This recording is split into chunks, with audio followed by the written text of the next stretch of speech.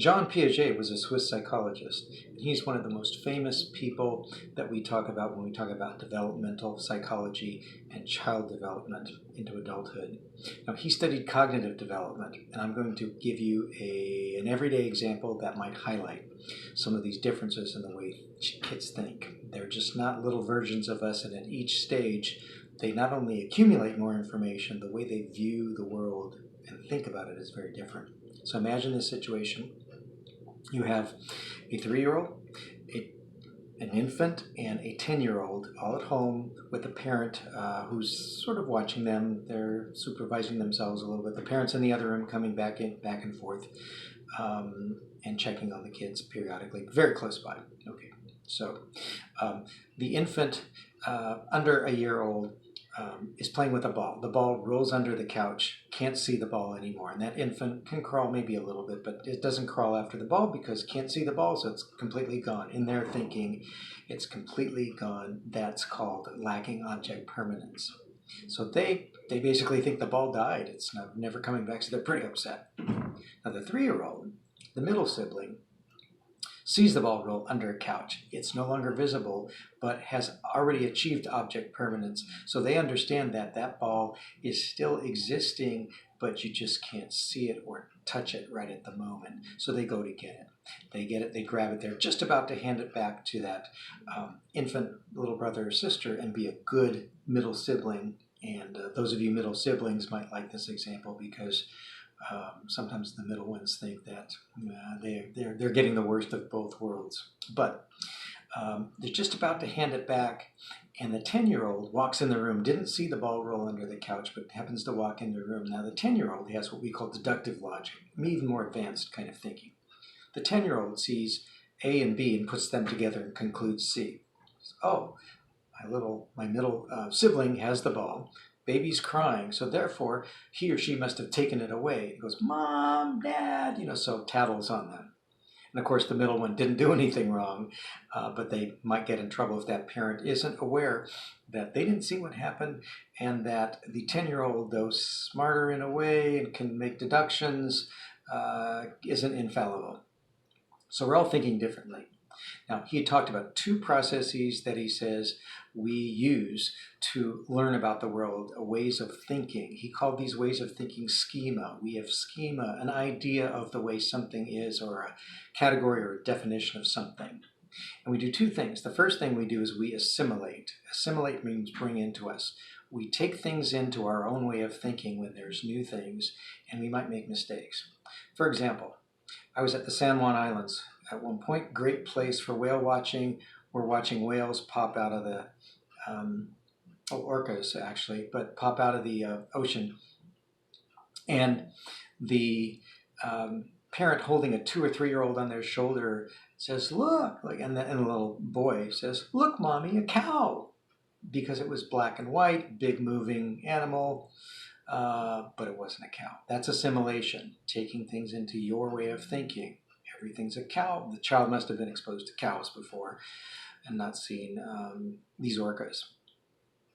Accommodation is the second thing that Piaget said we do. Accommodation is when you modify your own way of thinking as you're learning about new things and you adapt, you change your schema, you change your way of thinking and your definition. So when the child finally says, oh, that's an orca, or the animal next door is a horse, it's not a kitty. Let's say the child is familiar with cats. Now they're doing accommodation. They're changing the way they think rather than taking the new information and modifying that into their own thinking. That would be assimilation. Now there's 4 stages of development Piaget talked about at different ages, and I'm going to give you a ballpark idea of the ages, but you don't need to memorize these because they're just estimates. First stage is sensory motor, ages approximately 0 to 2. Little babies, young toddlers learn about the world by touching and manipulating, feeling, often putting things into their mouth. So sensory motor, they use their senses, motor means they move. That's how they learn about the world and develop their thinking. So he says object permanence, the idea that something exists even though you cannot see it, that it's still present, it's still generally a permanent thing, is developed at some point during this stage, but early on they may not have it. Personally, I think that's why peekaboo is so much fun for kids this age, is because they think you totally disappeared. Although they're not upset that you died because you went behind the counter or behind the screen, but nevertheless, they think it's magic when you reappeared. Perhaps an older child who's achieved object permanence may realize that you just are out of sight, and it's no big magic trick that you've pulled by going peekaboo, I'm back. So ages 2 to 7, second stage, pre-operational. Don't worry about why they call it pre-operational, but second stage. Now we have symbolism is a major advance here. Symbolism, the idea that something can represent something else. This can represent being aggressive, a gun, or shooting things. It can be a pen and I'm writing things. It's not really that object, but we're pretending. So role playing, dress up, play acting, using action figures and dolls and pretending, or just pretending, I'm a big rock star and you're doing air guitar or whatever, singing at the mic. And the kids know that it's not real, but they really enjoy this. Of course, language is the big hallmark of symbolism. We're making sounds with our vocal cords and they represent things and ideas. So this takes off at this age. I think this age is quite amusing and interesting. It's quite energetic though, so it's quite draining for the adults around these kids because they just are nonstop. They nonstop talk, but they're quite adorable. Some of the things that they say you really want to remember. That's the pre-operational stage. Concrete operations, one of the things that they advance to now is some deductive logic, but also something called conservation. Conservation is the idea that things in general don't change their properties all that rapidly, but they might look different. So the typical test with this is the beaker test. Is 2 containers, imagine, we're doing a little bit of symbolism right now. Imagine I'm holding 2 containers, they have the same amount of liquid in them, A and B, or A and B, by your side. So you ask the child, are they the same or different? They say the same amount. Now you take one of those beakers and you pour it into a very tall but very thin beaker, so the water or liquid goes up way higher than the first one. So now A is here, C is way up high, but C is very thin. And you ask them, is this more, is that more, or are they the same? Younger children, perhaps at the early parts of the concrete, at the pre-operational stages, don't have conservation yet. They often say the taller one is bigger because it looks like it's more.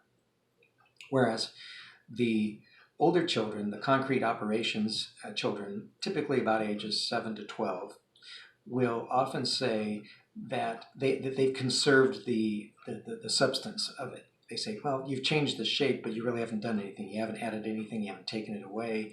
And so it may look different, but it's still basically the same. So they've achieved conservation. My suggestion to parents or babysitters is use this while you can against the younger kids until they know. So for example, here's how it could come up. So one child says, his cookie was bigger than mine. So what you do is you take both cookies, you turn around, break one of them in half and give the younger child 2 and say, look, now you've got 2 and she has 1. So you may find some of the younger children who do not have conservation, go, I got 2. And if they're not paying close attention to the size, they got 2 smaller ones. However, the problem with that sometimes is you've got an older sibling who's got a big mouth, and they're going to rub it in that, you dummy, I've got only 1, but mine's way bigger than yours. It's things like coins, like a dime is worth more than 3 pennies, even though 3 pennies is 3 things and not 1 thing. So as we get older, we start understanding some of these things a little bit better. Now, last stage is formal operations, ages 12 and up. So teenagers and adults, most of them have achieved formal operations. They can think abstractly about the world. It's quite concrete means something has to be in front of you to make some sense out of it. Abstract means we can understand things that are hard to pin down, hard to see, but we can talk about them. Words like love, feelings, thoughts, things like that. My great example is I remember hearing, probably from cartoons when I was a little kid, that the moon was made out of cheese. Okay, so what happens if you ask a younger child, concrete operations, pre-operational child, oh, well, why don't you tell me a story about things. What if the moon really was made out of cheese? And they might say something simple like, well, I'd put it on a burger with some buns and mustard and ketchup and I'd eat it and it would taste great and I'd be eating the moon, ha ha. Well, an older child, a teenager, you could actually ask them to do some research or just construct it of their own mind, do some guessing, and they could write a 1 or 2 page paper about how the atmosphere would change if the moon really was made out of cheese, how that would affect the atmospheric pressure and the world and the universe, and they would come up with some things. And could you even have life on that planet?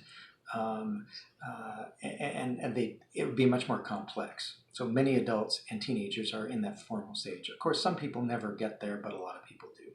So there you have the stages, and those are just estimates. You can find people at different ages or children at different ages that haven't accomplished all of those, but that's Piaget's theory. And he tended to underestimate. What research has shown a little bit that we move a little bit faster than he thought. And it's not a clear progressive pattern necessarily. It's a little bit back and forth. But in general, some pretty good ideas. Anyways, answer the question or questions. We'll see you next time.